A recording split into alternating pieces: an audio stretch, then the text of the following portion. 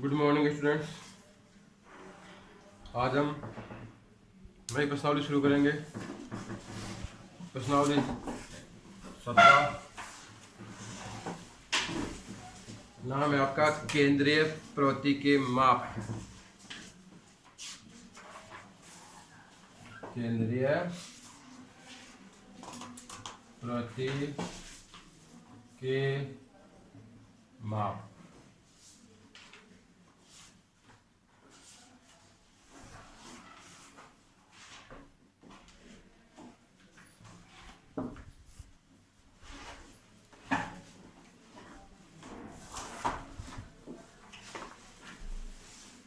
और इस प्रश्नावली में हम पहला जो टॉपिक पढ़ेंगे वो है हमारा समांतर माध्य।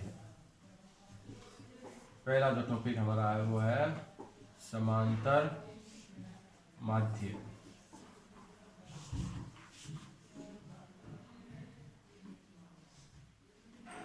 समांतर माध्य आपने पहले पढ़ा हो थोड़ा सा, तो उसका सूत्र पढ़ा था आपने। क्या होता है? राशियों का योग बटा राशियों की संख्या।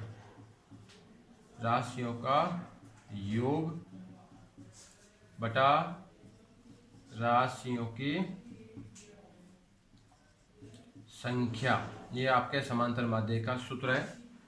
समांतर माध्य बराबर होता है राशियों का योग बटा राशियों की संख्या।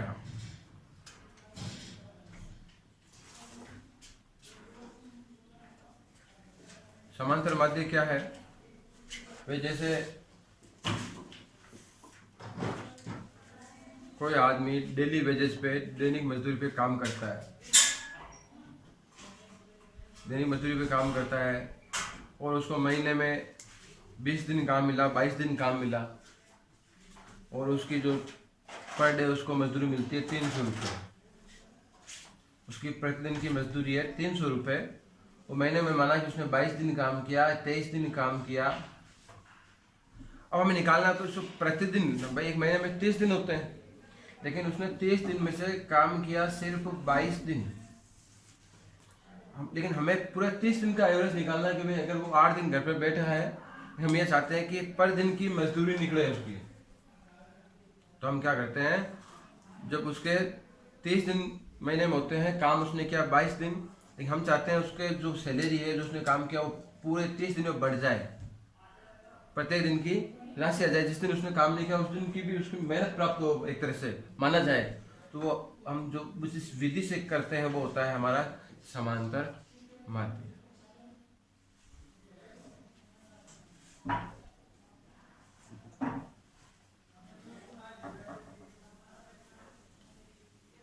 या जैसे कोई आदमी जो लेबर होते हैं, जैसे कि आपके कोई ये जो गाड़ी खाली करवाते हैं वगैरह, ऐसा काम है। उसने आज काम किया, उसको काम के मिले भाई, जैसे आज उसने मजदूरी की 120 रुपये मिल गए, उसने काम किया।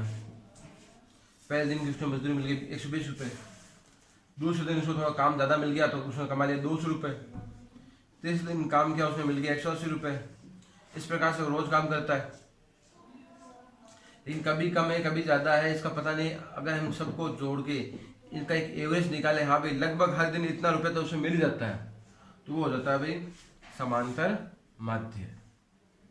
मतलब इक्वली डिस्ट्रीब्यूट कर देते हैं हम, बराबर का उसका वितरण कर देते हैं।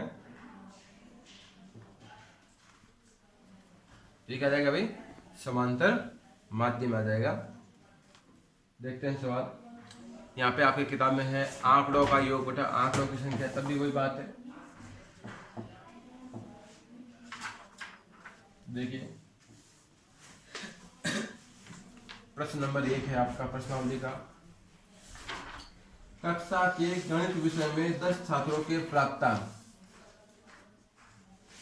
10वीं कक्षा के 10 छात्रों का नंबर दिया हुआ है। ये 52, 75, 40, 70, 43, 40, 65, 35, 48 और 52। ये गणित में 10 विद्यार्थियों के प्राप्त अंक है। इनका माध्य निकालना है। तो ये कितने विद्यार्थियों का अंक है? 10 के। इन सबको जोड़ो, 52 plus 75 plus 40 plus 70 plus 43 plus 40 plus 65 plus 35 plus 48 plus 52। इनको आपको गिन लो, एक बार गिनना चाहो तो 1 2 3 4 5 6 7 8 9 10 से जितने हैं उतने का भाग दे दो तो आ जाएगा समांतर माध्य। इनको क्या करना है, सभी को जोड़ना है, इनका योग करना है। ऊपर तो हो गया राशियों का योग, नीचे राशियों की संख्या, मतलब इनको काउंट करो, इनको गिन करके नीचे लिख दो। जोड़ करो भाई, 2 5 से 2 हो गए 7, 7 में 0 जोड़ोगे 7 ही आएगा, 7 3 10, 10 और 5 15, 5 20, 8 28, 2 30, हासिल के 3,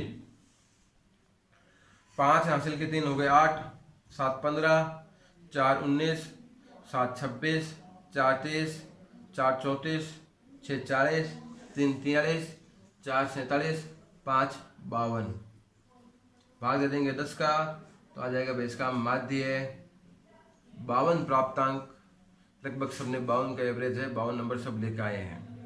ये है एवरेज नंबर। तो ये छात्र 35 ही लाया है, इसका एवरेज कितना है आपको कहेंगे तो कि भाई हमारी कक्षा के जो सभी छात्र हैं लगभग 52 नंबर सब लेकर आए हैं। अब ये एवरेज आ गया। लेने में एक छात्र 75 भी लाया, हाईएस्ट 75 लाया है, लोएस्ट 35 लाया है, लेकिन हमने अब एवरेज का निकाला कि हमारे कक्षा के एवरेज नंबर जो है हमारे क्या है 52 है, माध्य क्या है 52 है। ये है आपका एवरेज माध्य।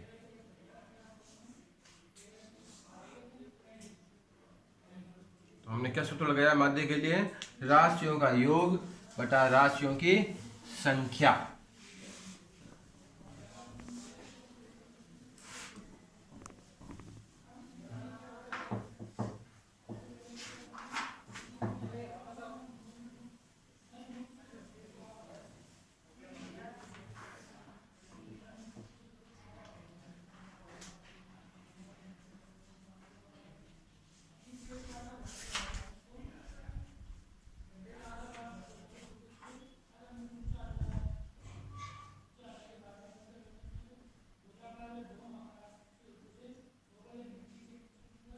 प्रश्न नंबर 2 आप खुद करेंगे। 4 कर्मचारियों का मासिक वेतन दिया हुआ है, चारों को जोड़ेंगे, 4 का भाग देंगे, उत्तर आ जाएगा। हम देखते हैं प्रश्न नंबर 3। 3 4 8 5 x 3 2 1 का समांतर माध्य 4 है, तो x का मान ज्ञात करो। तो भाई समांतर माध्य का सूत्र होता है राशियों का योग बटा राशियों की संख्या। अगर राशियों की जगह में आंकड़े लिख दें तो कोई फर्क नहीं पड़ना है, आंकड़ों का योग बटा आंकड़ों की संख्या। समांतर माध्य अब की बार दिया हुआ है, समांतर माध्य कितना है 4, तो हमने समांतर माध्य की जगह पे लिख दिया। हमें क्या दिया हुआ है, समांतर माध्य दिया हुआ है, आपके पास उत्तर दिया हुआ है तो हमने उत्तर लिख दिया। ऊपर राशियों का योग, इनको जोड़ो भाई, इनका योग करो। 3 plus 4 plus 8 plus 5 plus x plus 3 plus 2 plus 1 बटा राशियों की संख्या। इनको गिनना है, काउंटिंग करनी, 1 2 3 4 5 6 7 और 8, तो 8 का भाग देंगे। अब ये भाई ये लेफ्ट हैंड साइड है, ये राइट हैंड साइड है।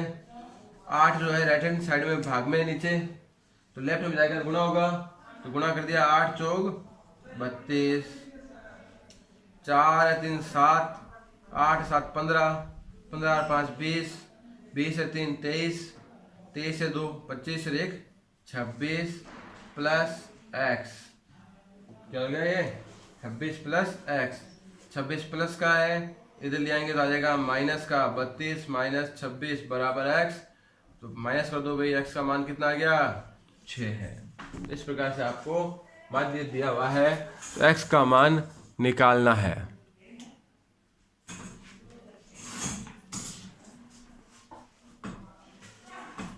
तो ये सबसे सरल विधि है माध्य निकालने की, सबसे आसान विधि।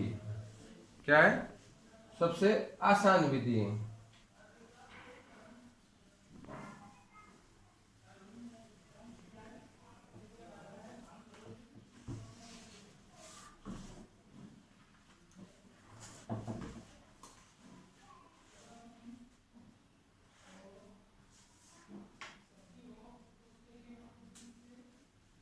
तो देखिए आगे चौथा सवाल है, पांचवा सवाल है, छठा सवाल है। आपको ये काम करना है, जोड़ना है और भाग देना है। ठीक है, हम देखते हैं प्रश्न नंबर 7। एक कक्षा के वर्ग ए के 25 छात्रों का औसत भार, वर्ग ए के 25 छात्रों का औसत भार। औसत को ही माध्य कहते हुए, समांतर माध्य को चाहे औसत को बात एक ही है ना। समांतर माध्य का दूसरा नाम क्या है? औसत। औसत भार है भाई 51 किलो, 51 केजी। वर्ग बी के 35 छात्रों का औसत भार है आपका 54 यानी कि 54 किलो। कुल 60 छात्रों का औसत ज्ञात करना है। तो देखो भाई क्या लिखा हुआ, वापस पढ़ेंगे हम इस लाइन को। कक्षा ए के कितने छात्र हैं? 25 छात्र हैं। कितने स्टूडेंट हैं? 25। तो ये राशियों की संख्या है। ये क्या है? हम सूत्र लगाते हैं। क्या लगाते हैं सूत्र? औसत। मैंने आपको बताया औसत लिखो या समांतर माध्य लिखो, बात एक है, घबराना नहीं है कि नए नए वर्ड क्यों आ रहे हैं। एक ही बात। क्या था? राशियों का योग बटा राशियों की संख्या। औसत दिया हुआ है, कितना औसत है? ये औसत दिया हुआ है। औसत भार कितना है? 51। उत्तर दिया हुआ है, औसत दिया हुआ है, औसत दिया हुआ है। राशियों की संख्या, कितने छात्रों का भार है? ये 25 छात्रों का। तो राशियों की संख्या दी हुई है, 25 छात्रों का भार है। हमें राशियों का योग पता नहीं है कि भाई 25 छात्रों का कुल भार कितना है, ये पता नहीं है। 25 छात्रों का कुल भार, ऊपर सबको जोड़ते तो क्या आता? कुल भार आता नहीं आता? वो हमें पता नहीं। यहाँ पे आपको पता होना चाहिए क्या दिया हुआ है। समझ गए? नहीं समझ गए? अब ये बटा में इधर गुणा में आ जाएगा, तो आपको क्या मिलेगा भाई? 25 छात्रों का कुल भार मिल जाएगा। तो 25 छात्रों का कुल भार, तो इधर गुणा में होगा भाई, गुणा कर ले हम। 51 को 25 से गुणा करेंगे, 25 से कम 25 हासिल किए 2, 25 बन जाए 125 और 2 हो गया आपके 127 किलोग्राम कुल भार है। 25 छात्रों का कुल भार कितना है? 1275 केजी। इसी प्रकार से दूसरी लाइन देखेंगे। कक्षा है उसका वर्ग बी है, बी में कुल छात्र कितने हैं? 35। तो 35 क्या है? राशियों की संख्या है 35। औसत उत्तर दिया हुआ है, औसत कितना है? 54। तो औसत दिया हुआ, औसत बराबर राशियों की संख्या 35 छात्र है, राशियों की संख्या 35 आ गई। तो ऊपर क्या आएगा? 35 छात्रों का कुल भार, 35 छात्रों का कुल भार। यहां पे लिख देते हैं 35 छात्रों का कुल भार गुणा हो जाएगा भाई ये 54 गुणा 35। तो 35 है कम 35, 35 दूर 70, 35 थी 105, 35 चौके 140, हासिल के हो गए 14, और 35 पंजे 175 और 14 हो गए भी आपके 190 केजी। ठीक है, अब इन दोनों को जोड़ो। कुल छात्र कितने हो गए? 35 और 25, 60 छात्र हो गए नहीं हो गए? तो ये क्या हो गया भाई? 60 छात्रों का कुल भार, 60 छात्रों का कुल भार। इनको जोड़ लो, 9 7 16 हासिल की 1, 8 और 10 और 111 हासिल की 1, कितने हो गए भाई 3165। क्या गया 60 छात्रों का कुल भार आ गया। ये क्या है 60 छात्रों का कुल भार। आपको निकालना क्या है, इसका औसत निकालना है। ऊपर क्या आएगा 60 छात्रों का कुल भार बटा छात्रों की संख्या 60। इनका 60 छात्रों का औसत निकालना था।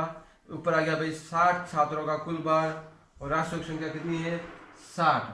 भाग दे देंगे तो होता है 6 पंजे 30 होता है, 60 गुणा 5 300 हो जाएगा। पीछे बच गए 16 165, तो 2 बार जाएगा, 3 बार 180 होता है, तो ये हो गया भाई 120। पीछे बच गया 45 52.7 लगभग मान लेते हैं हम। ये आपका आ जाएगा भाई औसत किलोग्राम 60 छात्रों का।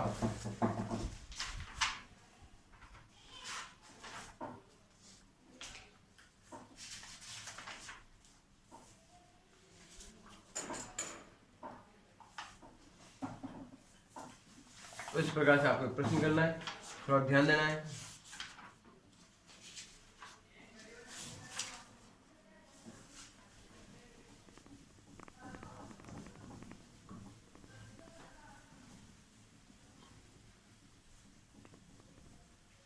आपको दिया हुआ है अगले सवाल में प्रश्न नंबर 8 में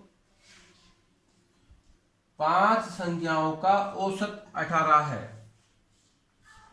5 संख्याओं का औसत 18 है। यदि एक संख्या हटा दी जाए, पहले हम इसकी बात करें। 5 संख्याओं का औसत 18, तो संख्या कितनी है भाई 5, औसत कितना 18। औसत का सूत्र क्या होता है, औसत बराबर होता है राशियों का योग बटा राशियों की संख्या। औसत 18 है, मतलब उत्तर दिया 5 संख्याओं का औसत, राशियों की संख्या कितनी है 5। तो क्या नहीं है, जो 5 संख्या है उनका हमारे पास योग नहीं है, तो यहाँ पे हमें क्या आ जाएगा 5 संख्याओं का योग आ जाएगा। 5 संख्याओं का योग हमें पता नहीं है, और इसको हल करेंगे तो हमें 5 संख्याओं का योग मिलेगा। 5 संख्याओं का योग, 5 संख्याओं का जोड़, गुणा करो भाई, तिरछा 18 गुणा 5, 18 पंजे 90, इनका योग आ गया। जो 5 संख्या है जिसका औसत 18 है, उनका योग कितना है 90 है। अब क्या कह रहा है, एक संख्या हटा दी, एक संख्या, पहले 5 संख्याएं थी, उसमें से एक संख्या हटा दी, तो अब कितनी संख्याएं बची है 4। पहले कितनी संख्याएं थी 5, उसमें से एक को क्या कर दिया हटा दिया, तो अब कितनी बची 4। औसत 16 हो जाता है, तो भाई 5 में से एक हटाओगे तो अब बच गई 4 संख्या, तो 4 संख्याओं का औसत आपका है 16। दिया हुआ है 4 संख्याओं का औसत कितना है 16, औसत 16, संख्याएं 4, तो 16 औसत संख्या 4, तो ऊपर क्या आएगा चारों संख्याओं का योग, उन चारों संख्याओं का योग। तो 4 संख्याओं का योग, 4 संख्याओं का योग, इनको गुणा कर लो भाई, 16 गुणा 4 16 चौक 64। ये कितनी संख्याओं का योग है 5 का। ये कितनी संख्याओं का योग है 4 का। कम कौन सी, जो संख्या हटा दी वो कम हो गई, जो हटाई वो हटा दी। तो इन 5 संख्याओं के योग में से 4 संख्याओं का योग घटाएंगे तो जो हटाई हुई संख्या वो आ जाएगी। क्या है 5 संख्याओं के योग में से 4 संख्याओं का योग घटाएंगे, माइनस करेंगे, तो क्या आएगा, जो संख्या हमने हटाई थी वो आ जाएगी। तो क्या देखोगे, हटाई गई संख्या, हटाई गई संख्या 90 माइनस 64 कितना हो जाएगा भाई 26 होता है, क्या हो जाएगा। तो आपका सवाल। तो प्रश्न नंबर 10 इसी प्रकार से करोगे 8 की तरह।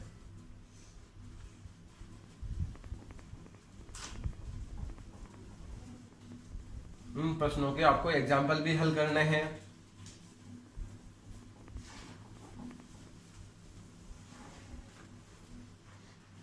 आगे देखते हैं प्रश्न नंबर 9, क्वेश्चन नंबर 9। 13 संख्याओं का मध्य 24 है। 13 संख्याओं का माध्य कितना है भाई 24। तो कितनी संख्याएं हैं 13, माध्य कितना है 24। माध्य का सूत्र क्या होता है राशियों का योग बटा राशियों की संख्या। माध्य कितना है 13, माध्य कितना है 24, राशियों की संख्या कितनी है 13। ऊपर क्या आएगा उन 13 संख्याओं का योग, 13 संख्याओं का योग गुणा कर दो भाई। 13 संख्याओं का योग क्या हो जाएगा 24 गुणा 13, 13 चौक 52, हासिल की 5, 13 दूनी 26 और 5 31। ये हो गया भाई 13 संख्याओं का योग। आगे क्या कह रहा है यदि प्रत्येक संख्या में 3 जोड़ दिया जाए, प्रत्येक संख्या में 3 जोड़ने पर, तो भाई 13 नंबर है, कुल 13 अंक थे, प्रत्येक में 3 जोड़ेंगे, सब में 3 जोड़ेंगे, तो सब अंकों में 3 जोड़ोगे तो आपके इन 13 संख्याओं के योग में 13 गुणा 3 33 39 ज्यादा हो जाएगा। हर नंबर में आप 3 जोड़ोगे तो प्रत्येक नंबर में 3 जोड़ने पर, प्रत्येक नंबर में या प्रत्येक संख्या में 3 जोड़ने पर, 3 जोड़ने पर कुल यानी कि योग जो है वो क्या होगा 13 गुणा 3 मतलब 39 बढ़ जाएगा। क्या हो जाएगा भाई हर आपने सब संख्या में 3 बढ़ाया है, कितना भी था हमें मतलब नहीं, बढ़ाया 3 है ना, तो 13 बार 3 बढ़ा दिया। कितनी बार बढ़ाया 13 बार 3 बढ़ा दिया, हर संख्या में 3 जोड़ दिया, तो अब वो कितना बढ़ गया 39 बढ़ गया। तो 13 संख्याओं का नया योग, 13 संख्याओं का नया योग, तो भाई पुराना तो था 312, अब आपने क्या किया 3 जोड़े 39 जोड़ दिए, तो ये नया योग आ गया भाई 39। तो कितना हो गया 9 2 11, हासिल की 1 3 1 4 1 5 3। अब यह है 13 संख्याओं का नया योग है, तो अब औसत निकालना है। क्या निकालना है औसत, यह है राशियों का योग और यह है राशियों की संख्या। ये क्या राशियों का योग है नहीं है, ये योग ही तो आया था, इसमें आपने थोड़ा बढ़ाया जो और जोड़ दिया तो नया योग आ गया। तो क्या है 13 राशियों का योग, राशियों की संख्या कितनी है 13, भागे दो भाई 13 दूनी 26, कितने बच गए 9, 13 7 91, तो नया माध्य कितना आ गया 27, पुराना माध्य कितना है 24, तो अंतर कितना है, अंतर 27 माइनस 24 3, तो पुराने माध्य में नए माध्य में अंतर कितना है भाई 3। तो प्रत्येक संख्या में 3 जोड़ने पर माध्य भी 3 जुड़ जाता है। पहले माध्य था 24, आपने क्या किया प्रत्येक संख्या में 3 ही जोड़ा, तो माध्य भी कितना हुआ 24 से 3 तो है 27, तो प्रत्येक संख्या में 3 जोड़ा तो आपके माध्य आ गया भाई 27। तो ये एक तरह से प्रमेय बढ़ जाएगा अगर आप याद रखते हो तो, कि आप प्रत्येक संख्या में जितना जोड़ते हो माध्य उतना ही बढ़ता है। प्रत्येक संख्या में जितना जोड़ोगे माध्य भी कितना होगा उतना ही बढ़ जाएगा। हम ये डायरेक्ट काम ले सकते हैं कभी आपकी जरूरत पड़े तो, और जोड़ने पे नहीं, अगर आप घटाते हो तो भी उतना ही घटता है, गुणा करते हो तो उतने गुणा हो जाता है, और भाग करते हो तो उतना भाजित हो जाता है। चारों नियम लागू होते हैं। ये आपके 17.1 प्रश्नावली जो है कंप्लीट हो गई है। एग्जाम्पल आप इसके खुद हल करेंगे। आज के लिए इतना ही, धन्यवाद।